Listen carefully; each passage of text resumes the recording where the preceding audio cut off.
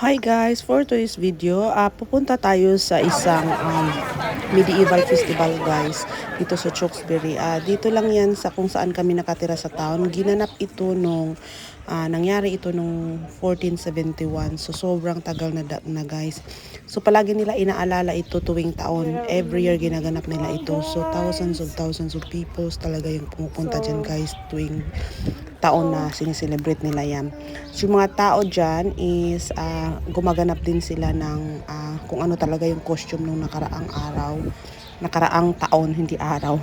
So binabalik-balik talaga nila yan. So parang ganun din kung saan sa ibang mga countries may mga ganyan din silang pag-alala sa mga ninuno nila na mga nagkaroon ng battle. So, exactly 4 o'clock nga magaganap yung battle na yan guys. So, kaya naman tamang-tama yung pagdating namin is malapit na siya mag-umpisa. So, pagdating namin guys, sobrang namangha ka talaga kasi sobrang daming tao guys. Yung iba dyan, hindi ko na masyado nakunan yung sa gitna na sobrang daming tao kasi syempre nakakahiya mag-video dun sa gitna. So kung saan nandyan lang ako sa mga gilid-gilid na kapag video, so hindi ko talaga nakunan yung iba, umupo na lang sila sa damo.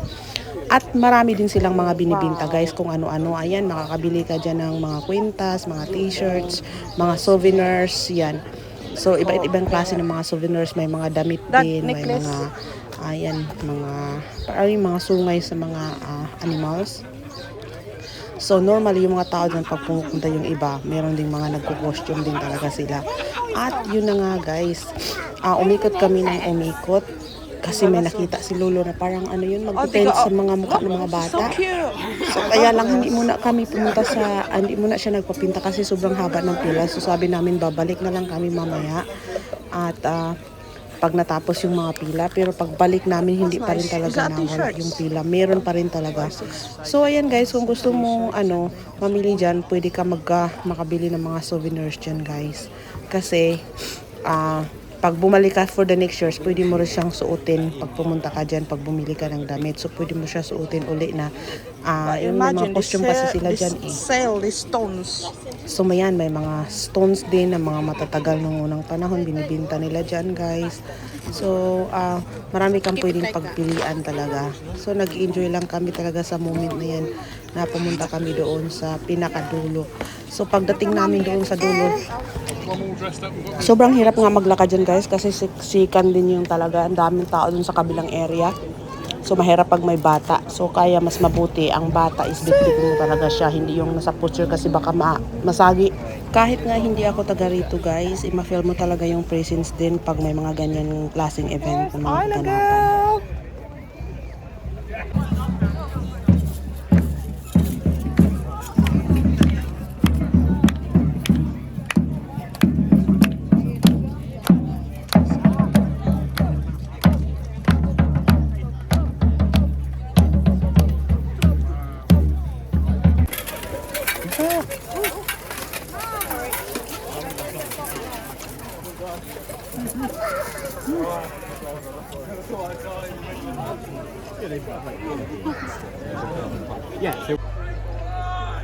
Nasa field na nga yung mga guys, yung mga member dyan at para na maumpisahan na yung battle guys, na magre-react sila. Kaya ayan, sobrang daming tao talaga, sobrang hirap dyan sumiksik. Kaya sabi ko ni Daddy, dyan lang daw kami sa malayo kasi mas nakikita. Pero sabi ko lumapit tayo doon, pero parang mali yung desisyon na lumapit kasi pumutok yung meron silang parang canyon, so nakakatakot yung bata, naririnig. So umalis din kami.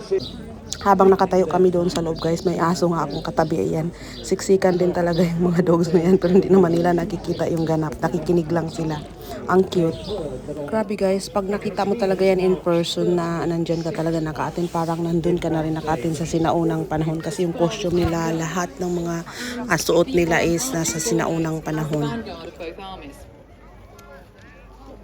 They're scurrying across there, and there's a few little harassing arrows just lobbed into the Yorkist archers who are also taking the field. The lie of the land. You have to use a bit of imagination here. It is the 4th of May 1471. It is dawn. It's going to be a beautiful day. Unfortunately, a lot of these men will not see the end of that day. They will be, and he's saying rude words now about the Yorkists, which is great. And And if that's not a photo call, I don't know what is, ladies and gentlemen. With great pleasure. This should be the Lancaster.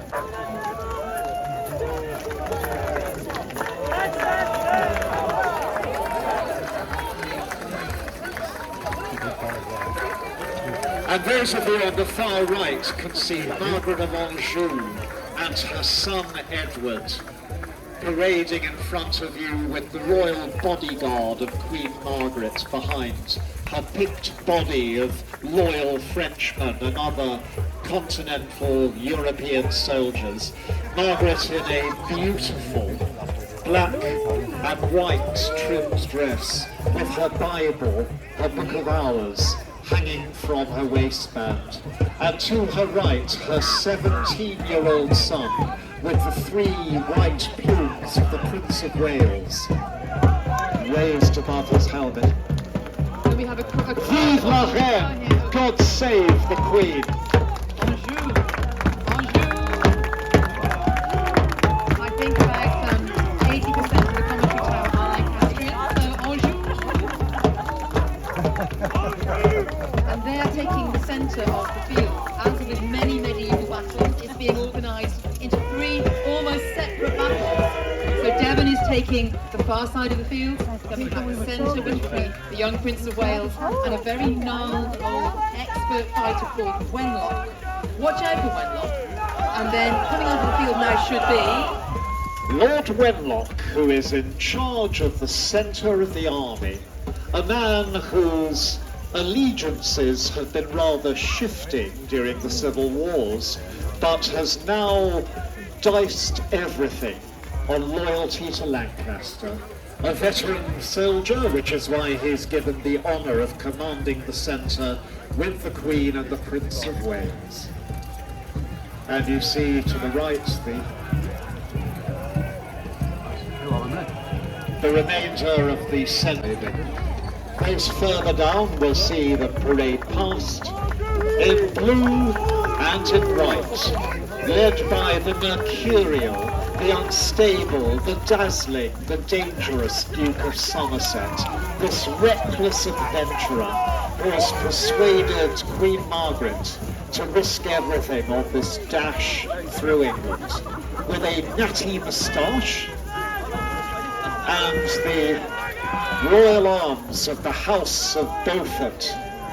The Duke of Somerset lead no other option, largely due to his impetuosity. Those of you on the left of the viewing area.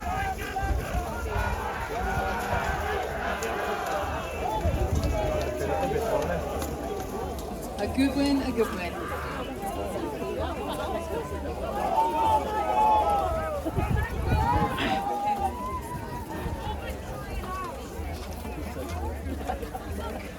And these men, you can genuinely believe, looking at them today, they have just walked over 20 miles in the searing heat. They've had a brief respite, and now they are going to have to face their enemy in a battle to the death. And remember, some of these kids will be fighting their own. But isn't he brave? Young Master Alexander there. The handlers there just more harassing fire at each other. If these were actually, if the balls were rifled, if these weren't undersized ball, they would probably be a bit more accurate. They're not inaccurate. If these are hitting home, they would be going through. The trouble, these are new raised troops. They're not used to warfare, and they're not that well disciplined. Somerset is leading his. They're not doing that. That is a really horrible line. Ooh. Hello, Isla is in the field. She's in the field. Hello. Ooh, she's here in medieval. She's here watching. Hi. Is in there? Is Isla loves looking in the mirror. She's in the medieval. Yay! Pictures.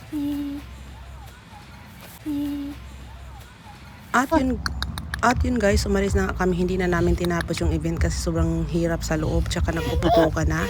At kami naman ni baby is nagpadidi ako sa kanya, kaya nagpunta kami sa parang isang dulo na field, nagpadidi sa kanya habang si ate at si Lulu is, si daddy at si Lulu ay nagpapaint ng mukha. At kaya higa-higa siya dyan, itapos na siya mag-feed. At yan si ate parating na rin kasi tapos na siya magpapaint ng mukha at nag-relax lang kami saglit at umuwi na rin kami guys. At yun guys, hanggang dito na lang tayo hanggang sa sunod nating mga vlogs. Thank you for watching sa inyo. Please don't forget to follow and share my videos. Thank you so much guys. May God bless you all. Bye.